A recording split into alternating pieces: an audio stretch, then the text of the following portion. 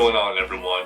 Eric Buikema and I, Saiyan Lifestyle, coming to you with a video that is inspired by one Instagram story that I made.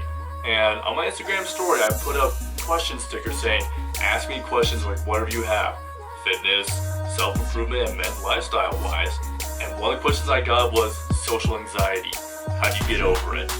At the time, I didn't really know how to answer it, so I didn't, because I want to give you guys quality information. And if I don't know the answer right away or can't explain it very well, I don't answer it, so I can look up how best to help you. And I never realized just how big of a problem social anxiety was until I got to college, which, let me backtrack for a little bit. Way back in high school, I had so much social anxiety. See the guy right here? Yeah. I could barely talk to people. I could barely get into a group of people. I could barely talk to someone new because of my social anxiety. It crippled me. And the guy in college right here, I had learned to get over it with these 5 tips. And I have also used these 5 tips to help coach people, because you know what? You're not alone when you go through social anxiety. And I've coached people on these tips that I've used myself to get over my social anxiety. I went from barely being able to get into a social situation to being an ambivert. And if any of you want to know what an ambivert is, we're like dead in the middle of introvert, extrovert. We are dead center.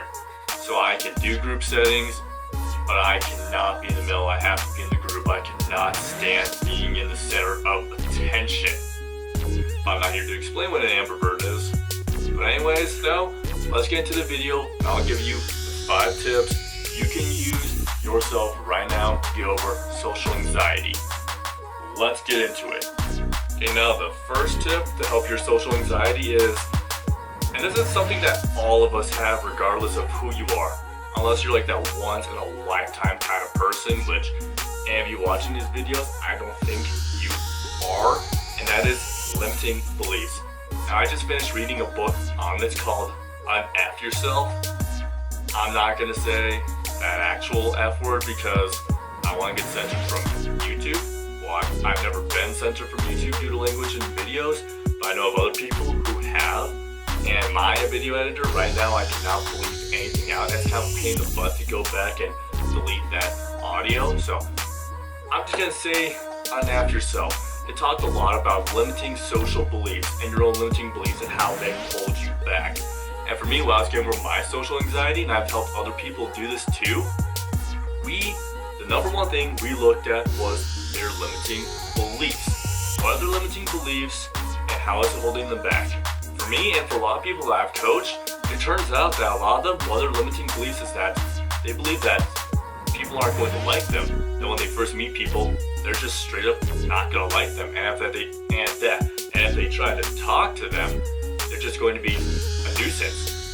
And I had this limiting belief too, and I had to challenge it before I could get over my social anxiety. I had to challenge, why do I think people won't like me? Why do I think that when I talk to this person, I'm going to be a nuisance? Why? And this is the first tip because it is the hardest for most people, because these limiting beliefs really do hold you back. And when you read about it in the book, Unf Yourself, you will begin to see just how much these limiting beliefs really hold you back. Now, the second point is facing your fears. And not an easy step at all, but very much need to go over your social anxiety. And for me, I did not like big groups. Before I went to college, I could not do them because of my anxiety and the limiting beliefs I said before. But in college, I forced myself to get into these social situations. I mean, wasn't in the center of attention, but I was at least in the group. I forced myself to face my fears because I knew this is something I need to get over. And a lot of people, like I said, that I've coached, one of the things I tell them to do if they want to get over their own social anxiety is they have to get into a social setting. And they have to face their fear. The only way you're ever going to get better or get over things is if you face your fear. Now, the third point, and this has been referenced in quite a few books I've read this summer, and that is meditate. And I started doing this too because meditating helps you get out of your own book on F Yourself, he talks a lot about getting out of your own head. How a lot of people are held back because of they're too much in their head and not in the present. So one thing you need to do, like to get rid of your social anxieties, you have got to get out of your head, because a lot of your limiting beliefs come from your mind, and so do your fears. And it's completely natural to have fear, but you need to face it if you want to get over it.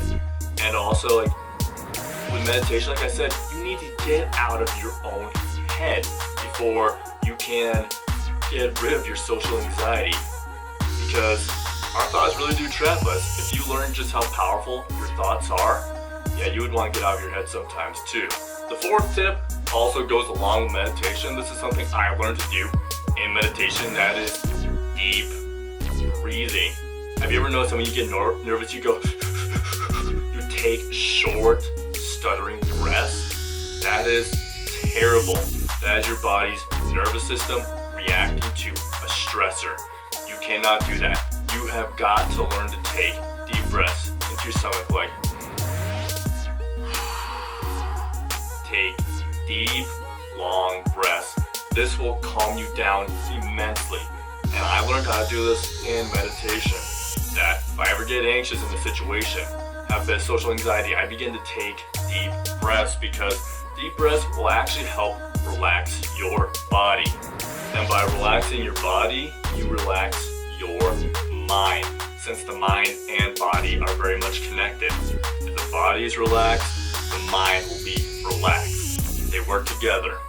Now, number 5, the bonus tip, is actually something I got really good at. And when I learned this, it was literally a savior to me. And that was I practiced having short 2-minute, yeah, that's right, 2-minute conversations with a person.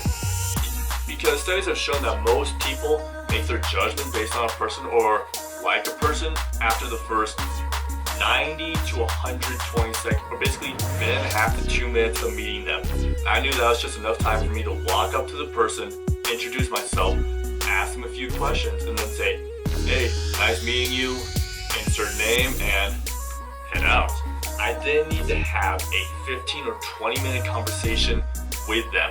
I found out with this trick that when you do that, people will actually start the conversations with you. Since people with social anxiety, it's very hard for them to start conversations by asking questions. But I found out this way that if you do a short 2-minute introduction, yeah, 1, people will begin to like you better, and 2, they'll actually begin to start conversations with you. Guys, I really believe that you can handle 2 minutes of conversation. It is not that hard. And if you are getting a little bit anxious to talk to someone, just tell yourself, all you need is 2 minutes. All I need is 2 minutes. I know you can handle that. And this was also a savior for a lot of people I've coached with this too. Telling them that all they need is to have a 2-minute conversation with another person. That's all.